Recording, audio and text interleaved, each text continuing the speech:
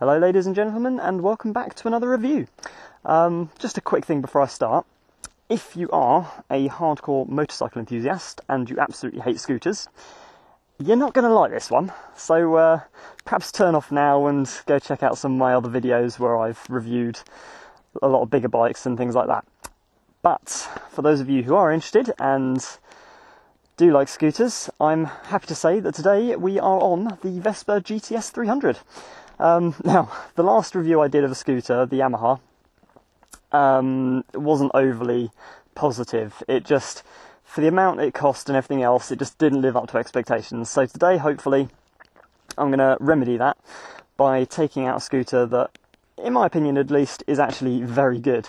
Right, we'll start with the styling, as we always do. So, the style hasn't really changed much since the original Vespas of the 1960s, 50s, whatever. I can't remember when they first came into production, just after the Second World War, so sort of 1940s. Anyway, the style hasn't really changed much over the years. Obviously, it's become a little bit more refined. It is a little bit bigger. I mean, this is a 300cc bike. It is a little bit bulkier than the original Vespas of the sort of 40s, 50s, 60s. But it still maintains that iconic Italian style. And the main thing I absolutely love about it is it's not pretending to be anything else. It's a scooter. It's not pretending to be a sports bike. A lot of these maxi scooters and modern scooters, they all just look like sports bike wannabes. And it kind of sets a thing in your mind of you have a higher expectation of them and they just don't deliver. Whereas this, as I say, it doesn't pretend to be anything. It is what it is, and from a styling point of view, I mean, I know not everyone will agree with me, but it is a very pretty little thing. Let's just go around. So yeah, the sort of front leg shield has remained mostly the same over the years. The back end, now, the famous saying of Enrique Piaggio was that the back end of these things looked like the abdomen of a wasp, hence the name Vespa, because Vespa in Italian means wasp. Now, as I'm walking around here, you'll notice a few bits. This bike does have a few optional extras on it, the windscreen, the back box, and the exhaust system. That's because this actually belongs to a very good friend of mine, and because of that, I've actually had it all day today. I've not had a restriction. I've not had to give it back after a certain amount of time. I've had all day to play around and see what it's like, and yeah, no, it's been really good, but I'll go through that anyway. So yeah, again, this is another thing with the 300. So they've tried to make it as much like the originals as possible, even right down to the point where it's got these kind of cooling fin bits here. Now, on this, they don't actually do anything. So on the original Vespas, the engine was actually hanging off to the side here, and that was actually where the cooling fan was. In this, it doesn't really do anything. It's just a styling thing, but again, it just adds to the character. It's really quite nice.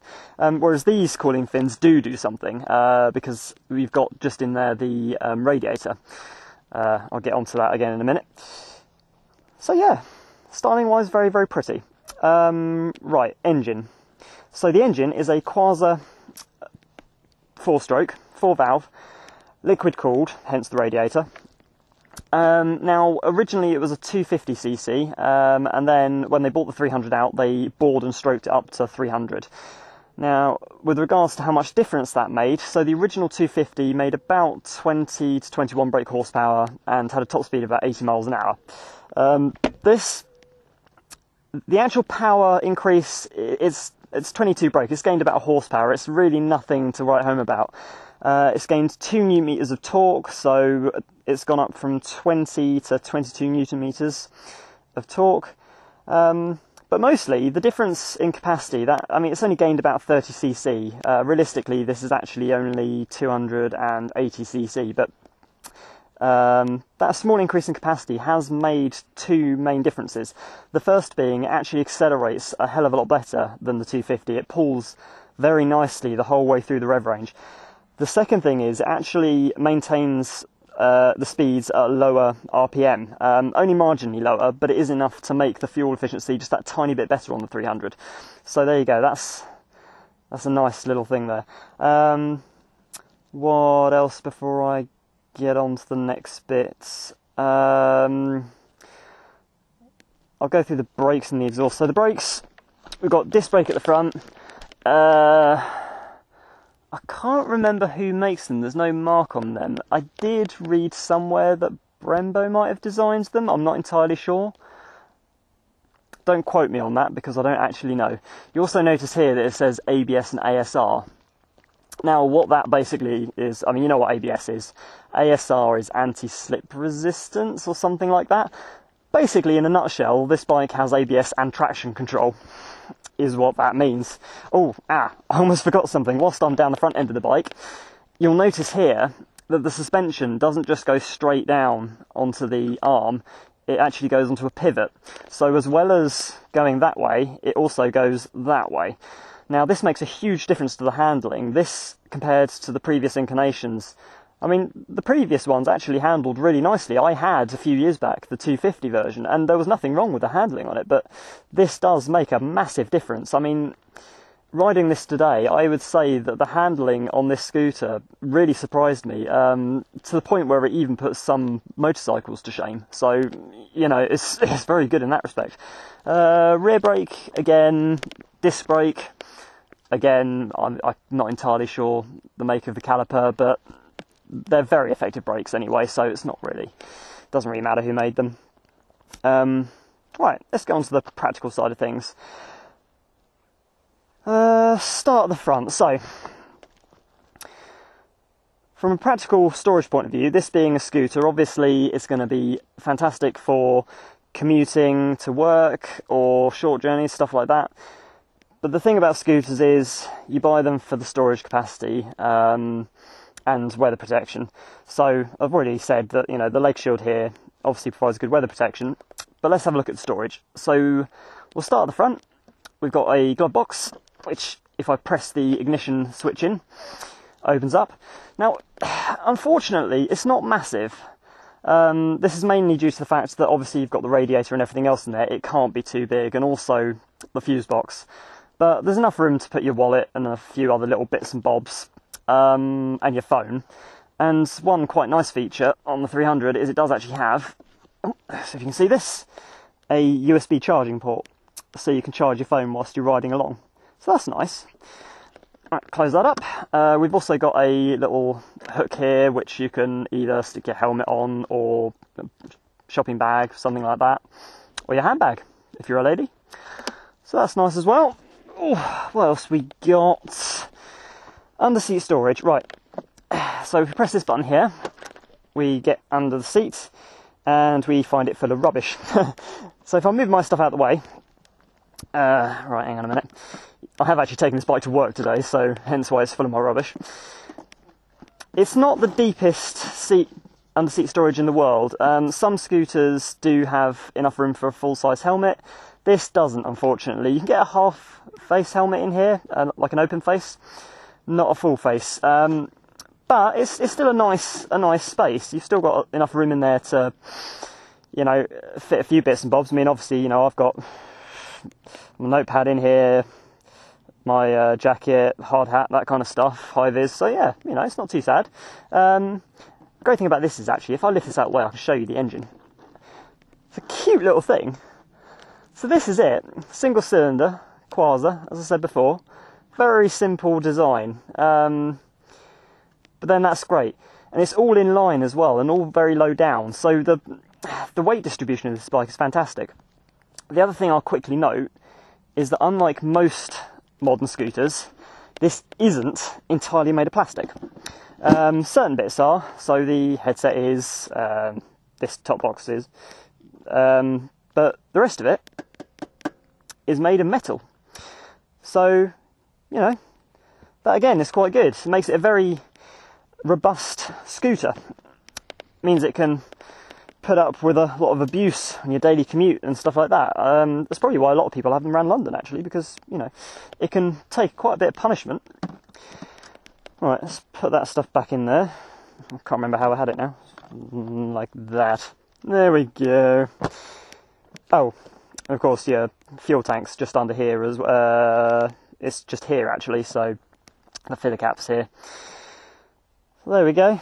Oh, and another thing, So inside the seat here, we do actually have a rain cover for the seat, which comes out and you can put over. So again, that's quite good. They've put a lot of attention to detail into this. A lot of useful things. I mean, the seat is obviously waterproof anyway. It's just like any other motorcycle seat. But they've given you that as well anyway. They didn't have to, but they did. So there you go. Oop, that's it. So I'll jump on a minute and go through other bits and bobs. But before I do, I'll just mention the price. This retails around about 4,800 and something odd quid, which is still relatively expensive. But then actually, if you think about it, it's not, because so the Yamaha I looked at the other day, the Maxi one, was like close to 10 grand, and feature wise didn't really have anything much more than this. With this, I feel you get a lot more for your money. For a start, it's made of metal, not plastic. You do get the storage, not quite as much storage as the Maxi scooter, but certainly enough. And of course, if you go for the optional top box, I'll just show you this actually, because it's quite good. It's all colour matched as well, but it's quite a decent size. I mean, because the lid's quite deep as well, you can fit a full face helmet in here and other bits. So that's worth considering as an optional extra if you did buy this as a commuter. So yeah, I mean, for what you get for the money, actually, it's quite a good deal. Centre stand and side stand, almost forgot about that. There we go. Oh, and also the little flip out passenger foot pegs as well. It's quite nice that they disappear into it when they're not in use. Just sort of keeps them out of the way. But yeah, it's really good value for money. So, right, let's get on. So yeah, talking about upgrades and stuff like that, you may notice that the speedo on this is not the standard one. That's because, as I say, it belongs to a very good friend of mine and it has been modified, what with the exhaust and this. So the standard speedo is digital and analog, I think. And it's got all the usual stuff, trip, your miles an hour, rev counter, everything else, fuel gauge, digital fuel gauge. This SIP performance one is a optional extra, not an optional extra, sorry, it's something you can buy for it. I'm just trying to think, well, you can get it from SIP Scooter Shop, that would be the website you can get this from. And it just adds a few extra little bits, extra, what's the word I'm looking for? Features, extra features. So with this, you get, as well as the temperature for the water, you also get a direct temperature for the engine, not for the cylinder head. It's also got, hang on, let me turn this on. It's also got a few other little bits and bobs, like a race mode. So when the engine's running, if you press these two buttons at the same time, it puts it in race mode. Now, this doesn't make any difference to the engine. All it does is basically just bring up a 0 to 60 timer and allows you to see how much power it's got and see how quickly it gets to 60. It's a relatively pointless function, really, on a scooter, but it's something nice to have. But this instrument cluster in general is just a bit nicer compared to the original. So if you've got a bit of extra money, if you buy this bike and you've got a bit of spare money and you want to upgrade it, that is something worth considering. It does just make it that little bit better. Another thing I definitely recommend is the screen, because this does a fantastic job of keeping the air off of your chest.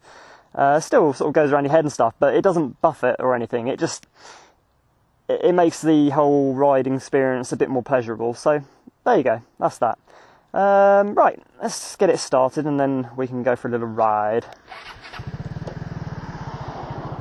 Yeah, so obviously, because this hasn't got the original exhaust on it, I can't tell you what it's like, what the original exhaust sounds like.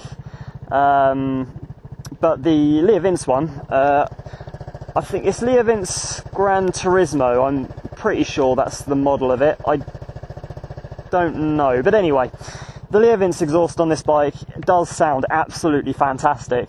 It doesn't sound at all like the normal hairdryer kind of sound you usually get from a scooter. It actually sounds, in some instances, as I was going along, sometimes when you accelerate, it almost sounds like a V8 at maximum RPM. It just, I don't know. but it's very quiet. It's not a noisy exhaust at all, so you know it's not going to give you a headache over long distances or anything. Right, let us go. I've sat around talking about it long enough, and it's quite hot out here, so let's go for a ride. So obviously it's fully automatic, twist and go. My left hand, instead of being a clutch, is the rear brake, and then obviously the right hand lever is the front brake. I think it has got a linked brake system, so if you pull the back brake it does give you a little bit of front brake as well. So yeah, it's very good braking on it. Now, as I said before, I have been out on this all day, and the handling, so I took it around a lot of twisty country roads, and the handling was just so surprising. It's a really strange scooter, this, because normally when you get on a scooter they feel a bit top heavy sometimes, and they're certainly quite wallowy. They're not the most direct, sharp handling things in the world, but this is very, very surprising. For a start, as I said, all the weight is very centralised and very low down, which gives it fantastic weight distribution. Couple that with the uprated front suspension, and even the rear suspension's pretty good, to be perfectly honest. You can get upgrades for it, but even in standard form, it handles amazingly. And I shouldn't really be surprised by this, because this scooter is primarily designed for zipping around town traffic, so having sharp, direct handling is obviously a very advantageous thing. So yeah, what was I going to say? Designed... Oh, where you going, mate? Well, you're not going there, are you? Yeah, okay. Anyway, yeah, so it's designed for around town primarily, even though it's a 300. So it's an interesting one. It's got a very small fuel tank. Off the top of my head, I can't remember how many litres. Is it 7 or 8, something like that? It's not a huge fuel capacity. But as I say, it's designed mostly for around town riding, but it's got this 300cc engine. It'll go up to 80 miles an hour and it'll cruise at 60, 70 all day long. So in actual fact, it is fantastic for longer distances as well. I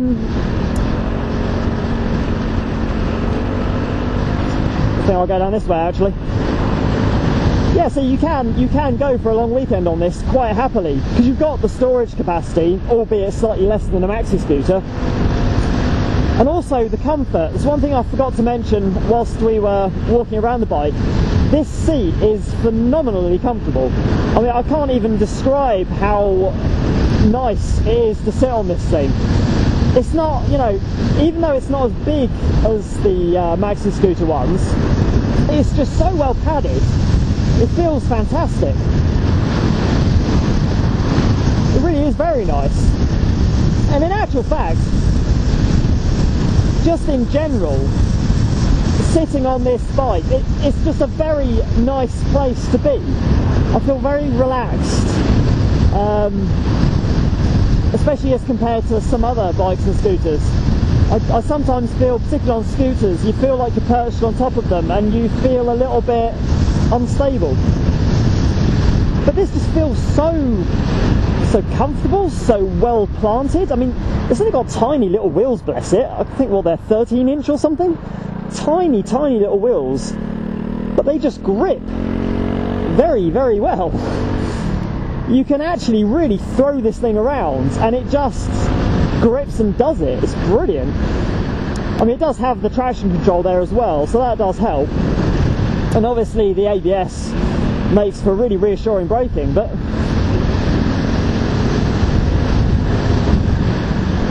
it actually really is a beauty. I mean, I am predominantly a motorcycle rider, and for the most part I love bikes, but when it comes to scooters, I'm not entirely against them, and especially when it comes to Vespas, I do actually love them. I mean, I had the 250 version of this, the older version, and I've actually had a classic before as well. And there's just something about them, they're so quirky and so full of character. And that's the thing, I mean, I love anything that's got character and is a bit different. And yeah, no, I can happily say I do really love this. I can't think of an awful lot bad to say about it, to be honest. I'm trying to think of something. I suppose if I was to be really critical, the Accelerator has a really short amount of travel on it. So when you first get on and ride one of these things, it's kind of, until you get used to being really, really subtle with the throttle movements, it kind of feels a bit like it's an all or nothing scenario. Certainly for the first few seconds when I was riding this, I was kind of like, it's either going or it's not going. And of course, being the 300, it accelerates quite fast, so it's kind of like, ooh, there it goes. So yeah, I mean, it's only a minor thing. You do very quickly get used to it, and once you do, you can accelerate smoothly, and it's absolutely fine, to be honest. But yeah, it does have a very, very small amount of movement on the throttle. The only other thing is, obviously, being an automatic CV transmission, there is a slight delay between you twisting the throttle and actually going, which is something you have to kind of take into account when you're at the lights or something. Well, actually, I'll tell a lie, it kind of depends, because if you whack the throttle open, it will shoot off like shite off a shovel. But obviously you don't want it to do that, because it will go quite fast and it can be a bit dangerous. So if you just want to pull off at normal speed, you do have to kind of account for the fact that it's going to take a split second or so to actually go once you've opened the throttle. But again, that's only a minor thing, and that's something you'll come across with all automatic scooters. It's not something that's specific to this, it's something that's specific to CV transmissions. So really, there's nothing I can say that's bad. The build quality is absolutely fantastic, which, you know, Vespa being a premium brand, you'd expect good build quality, and everything is just so well made. The bits of the bike that are actually plastic are a very strong plastic and very good quality. You know, this hook is very strong. I mean, I wouldn't want to put like a massive amount of weight on it, but it'll take a fair amount of weight. These bits here are good. You know, most of it's made of metal anyway, so it's still, I mean, it's not, there's no big gaps in the panels or anything. It's all tightly put together. It's fantastically well made, actually. I really do think, for that kind of price, it is an absolute bargain, and it really will appeal to a number of people, because they do 125 versions of this and a few other Vespa models in a 125, and I do think that they are fantastic. If you're just starting out on two wheels and you're looking for a practical vehicle to get yourself to college or to uni or to your job or whatever, you really can't go far wrong with these. And again, even if you're, you know, you've got a full bike license and stuff like that, if you're just looking for something practical, if you know, you work the other side of town, or if you need a vehicle but, you know, you don't necessarily want a car or whatever, this really is very, very good. And even like I say, oh, what's this guy doing? Even like I say, you can buy this thing for nipping around town and of a weekend going on the odd weekend adventure, because the engine going onto that 300cc, as I say, 80 miles an hour, you know, if you can cruise at 65-70 miles an hour all day long, that's more than enough to go on a long sort of weekend, even with someone on the back. Because the 300's got a fantastic amount of pulling power and a lot of low down torque, you can happily take a passenger on this without any worries at all, and they'll be perfectly comfortable, because the rear seat is just as, if not more comfortable than the rider seat. So yeah, no, overall mightily impressed. Right, I'm going to dive down here, find somewhere to pull over and just do a quick sort of summary for you guys. But yeah, I'll tell you what, it's really hot today. Absolutely sweating. I'm not even wearing a jacket or anything. I don't recommend that, by the way. Riding without gear isn't the best thing in the world, but it's just so hot today. I mean, my head's sweating in this helmet, to be fair, but...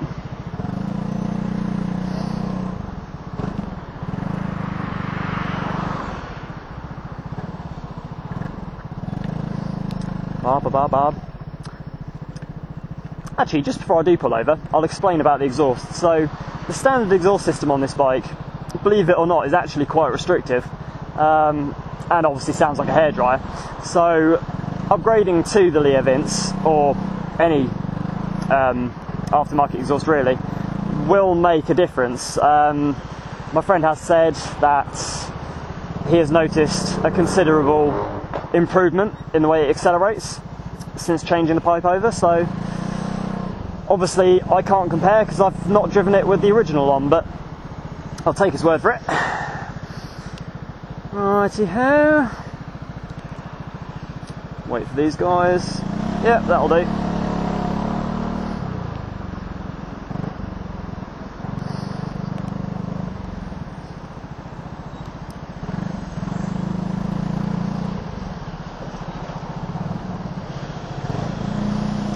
Right, let's nip down here. Come on, find out. That's it.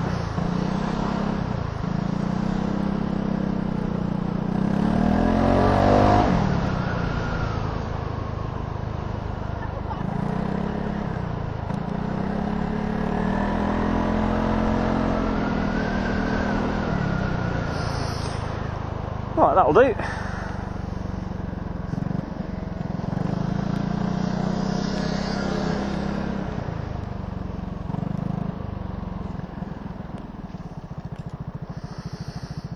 Right then, guys, let's turn this off a minute. So yeah, no, overall I think this is fantastic value for money. I can't really think of an awful lot bad to say about it. I mean, obviously this version does have a few upgrades on it and things like that, but you know, nothing that would make it necessarily much better than the original. You know, it's in its original state, it's still a fantastic thing. So, what's going on here? That's all right. So anyway, so yes, fantastic value for money, fantastic build quality, love the features, love the power. I honestly think it's brilliant. I love the looks of it. It is very pretty. I like this colour as well. I'm a fan of blue. I do like green as well, but blue looks fantastic, particularly on this. No, I am very, very impressed. Very impressed indeed. Right, well, anyway, I think I'll leave it there. If you do have any questions about this bike, or if you would like to see an extended review or anything like that, or anything at all, just leave comments in the comment section below. If you did like the video, please do give me a like, and if you haven't already, please do subscribe to the channel. There's plenty of videos already up and plenty still to come, so look out for those and check out the ones that are already there. In the meantime, I hope you guys enjoyed it, and goodbye for now.